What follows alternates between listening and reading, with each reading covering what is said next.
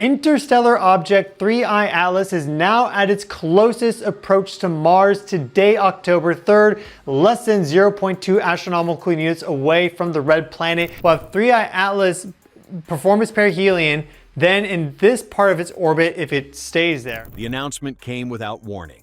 In a late-night live stream from Harvard's Institute for Theory and Computation, Avi Loeb looked straight into the camera and said the words no one in the astronomy community expected to hear. 3I/ATLAS may not leave our solar system. The statement spread like wildfire across research servers and observatory channels. Within minutes, the claim was being debated in Slack groups and control rooms from Tokyo to Pasadena. Loeb wasn't speaking in hypotheticals. His conclusion was built on newly processed orbital data, hard numbers that suggested something extraordinary. After its Mars flyby, 3I/ATLAS had slowed down. Not by much, but enough to shift it off the perfect escape curve that defines every known interstellar traveler. For the first time in recorded science, an object from another star might be trapped here, circling the sun instead of flying back into the dark. Across the global research network, the reaction was instantaneous. Teams that had already moved on to other targets scrambled to reopen their 3I/ATLAS datasets. NASA's Jet Propulsion Laboratory began recalculating escape trajectories, while the European Space Agency ran independent orbital solutions through its Celestia models. The numbers refused to align with expectations. What should have been a clean outbound path showed a subtle inward bend, an echo of gravity's pull that shouldn't have existed. Loeb described it as a gravitational hesitation, a sign that the sun's hold might be stronger than the textbooks allow. If true, it meant that this wasn't just a comet passing through. It was a visitor deciding to stay. The evidence came from one critical moment. On October 3, 2025, as 3I/ATLAS swept past Mars at 60 kilometers per second, a network of orbiters captured precision data on its position and speed. MAVEN, Mars Express, and ExoMars TGO all measured a faint but consistent drop in velocity. The difference was microscopic by cosmic standards, just a few meters per second, yet it stood far outside the margin of error. No dust drag, no solar wind resistance could explain it. The comet, or whatever it was, had slowed down without an obvious cause. Loeb's team ran simulations through the Harvard-Smithsonian data grid, adjusting for outgassing, magnetic interference, and gravitational tides. Each time, the same anomaly persisted. The only model that fit was one in which 3I/ATLAS was gently captured, tugged into a looping orbit that could last years, perhaps decades. That possibility defied everything astronomers had assumed about interstellar motion. Traditionally, an object entering from deep space follows an open hyperbolic path, cutting through the solar system once and then vanishing forever. No recorded visitor, not Oumuamua, not Borisov, had ever turned back. Yet the refined orbital curve now showed a faint hook, a deviation small enough to escape notice at first, but clear enough once mapped against Mars telemetry. The implication was staggering. If verified, this would be the first interstellar object ever to fall under the sun's gravitational influence and remain bound inside it. It wasn't an accident or a passing glance. 3I/ATLAS had joined the system. The scientific implications spread faster than the news. If the object had indeed slowed below escape velocity, it meant the sun had effectively caught something born between the stars. Its next pass could occur decades from now, offering astronomers a chance to study an interstellar body over multiple orbits, something once thought impossible. For mission planners, the realization opened a new frontier. Instead of chasing 3I/ATLAS into the void, future probes might one day intercept it, sample its surface, and learn what secrets an interstellar nucleus carries across galaxies. The discovery wasn't just a headline, it was a shift in strategy for planetary science itself. At Harvard, the core of Loeb's working group formed what colleagues began calling the Atlas Cell. Over the following week, they compiled data from the James Webb Space Telescope, TGO, and Hubble, cross-referencing every frame and velocity marker into a single 3D model. The output stunned even the skeptics. Post-Mars, the calculated exit velocity fell just below the Sun's escape threshold. Internal memos described persistent low-energy oscillation, the mathematical signature of a body entering a shallow solar orbit rather than exiting one. In lay terms, the object wasn't flying away, it was hovering inside the Sun's domain, caught in a slow gravitational loop. Loeb's report phrased it carefully but clearly. 3I/ATLAS may remain within the heliosphere for multiple decades before resuming interstellar drift. For the first time, the phrase temporary solar capture appeared in peer-reviewed drafts. Meanwhile, telescopes across Earth continued tracking faint signals emanating from the fading green coma. The light curves revealed a low-level warmth inconsistent with simple reflection. Some researchers suggested that the object was producing controlled outgassing bursts, brief, measured jets that stabilized its orientation as it passed through solar tides. Others hinted at a deeper mystery, the possibility of internal power. Loeb's group avoided speculation but didn't dismiss it. Their model noted microflares and periodic spikes in infrared output, each synchronized with minor attitude adjustments. It was as if the object were correcting itself, holding a perfect line while resisting gravitational drift. The hypothesis unsettled even seasoned scientists. Natural comets tumble, vent, and fragment chaotically. 3I/ATLAS did none of those things. It adjusted, pulsed, steadied. Every microflare, every emission seemed to follow a pattern. The faint thermal readings, combined with the perfectly stable trajectory, suggested that the visitor wasn't behaving like debris. It was behaving like a system, one that understood the forces acting upon it and countered them precisely.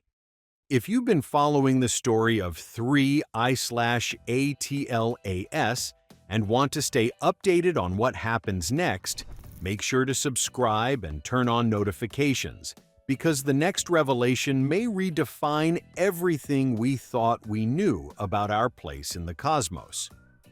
As 3I/ATLAS swept past Mars on October 3, 2025, every orbiter above the red planet turned its sensors toward the passing emerald blur. MAVEN's instruments were the first to register the disturbance, faint ripples brushing across Mars's upper atmosphere, lasting barely seconds but leaving measurable signatures in the ionosphere. The readings showed transient spikes in charged particles and subtle shifts in magnetic flux, a signal too abrupt to dismiss as background noise. Hours later, the European Mars Express and ExoMars TGO confirmed a trace rise in ionized carbon, hinting that something energetic had interacted with Mars's magnetic field. The synchronization of these readings across different instruments and altitudes sent analysts scrambling. Ordinary comets don't leave footprints in planetary atmospheres at such distances. The data suggested something more than a passive pass-by, a dynamic event that may have involved controlled emission or energy release. Some researchers, re-examining the readings, noticed the timing of the atmospheric ripples matched the moment 3 I/ATLAS performed its slight deceleration. The coincidence was too clean to ignore. Loeb's working group added the Mars flyby to their ongoing paper series, classifying it as anomalous planetary coupling. In academic terms, that meant something unaccounted for had occurred. A brief, measurable exchange of energy between a supposedly inert interstellar body and a planet's magnetic domain. In less formal circles, the term powered maneuver began circulating. For the first time, a scientific publication entertained the possibility that 3 I/ATLAS had acted, not merely reacted. Inside NASA's Jet Propulsion Laboratory, the tone was more restrained. Engineers argued the slowdown could still fall within observational error margins. They pointed out that sensor calibration under solar glare, combined with the complexity of modeling interplanetary geometry, could easily produce small statistical fluctuations. ESA analysts leaned toward a more physical explanation. Solar radiation pressure or magnetic drag from Mars' weak magnetosphere might have nudged the comet just enough to mimic a deceleration. But Loeb's group countered that both forces were orders of magnitude too small.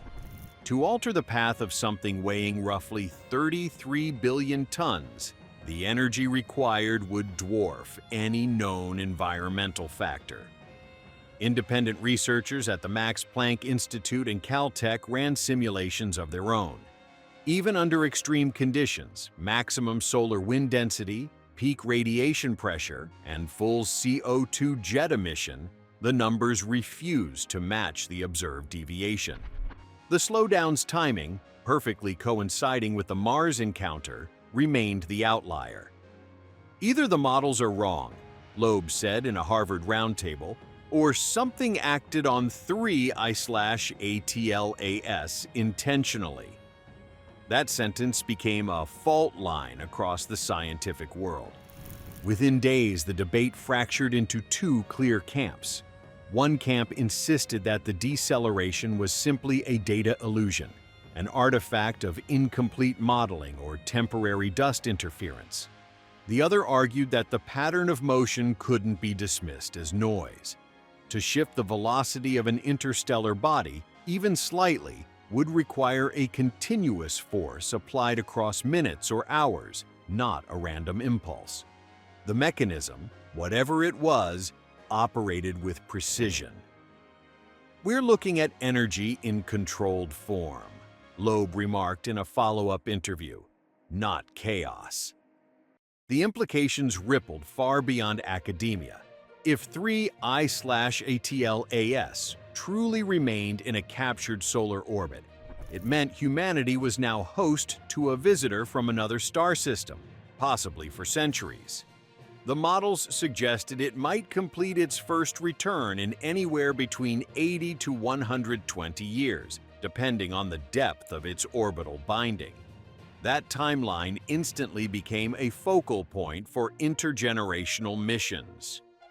Space agencies debated creating a permanent monitoring system, ensuring that when 3 I/ATLAS resurfaced, the next generation would be ready to meet it. Yet not everyone welcomed the idea of a permanent interstellar neighbor. Some dynamicists warned that such a massive body drifting unpredictably through the inner system could perturb asteroid orbits, or even influence long-term stability in the outer planetary belts.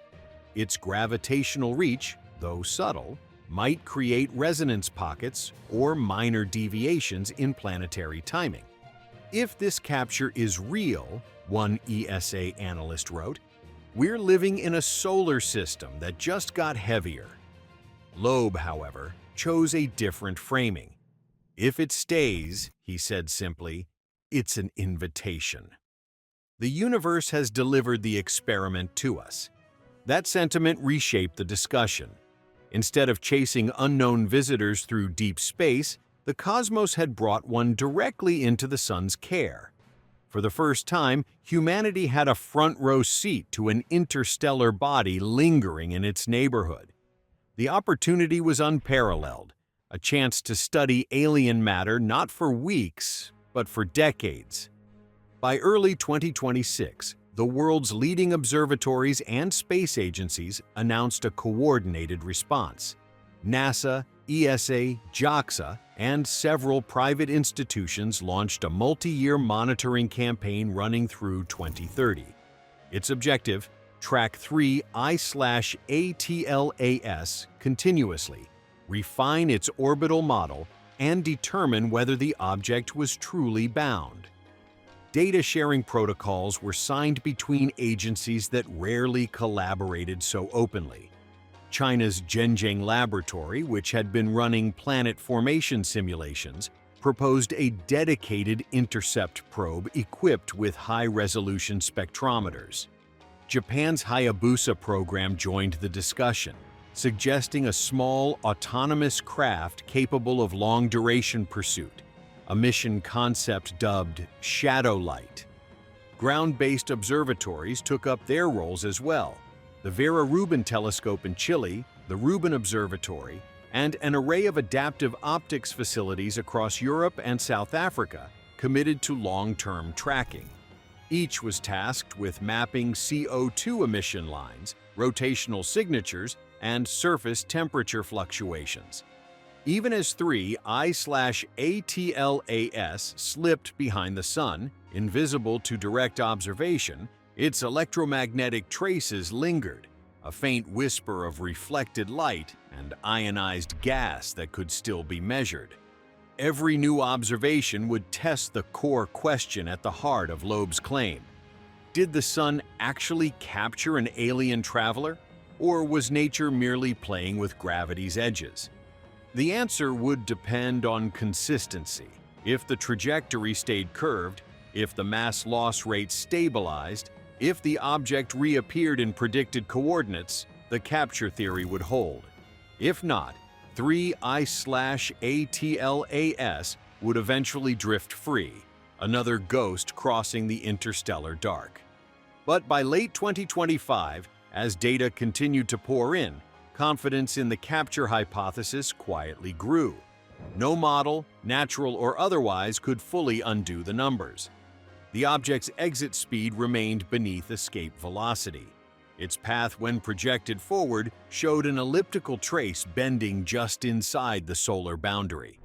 The possibility that the Sun had caught something from another star and was keeping it no longer felt impossible.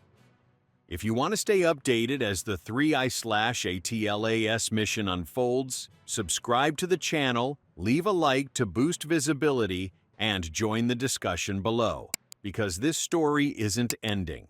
It's only beginning.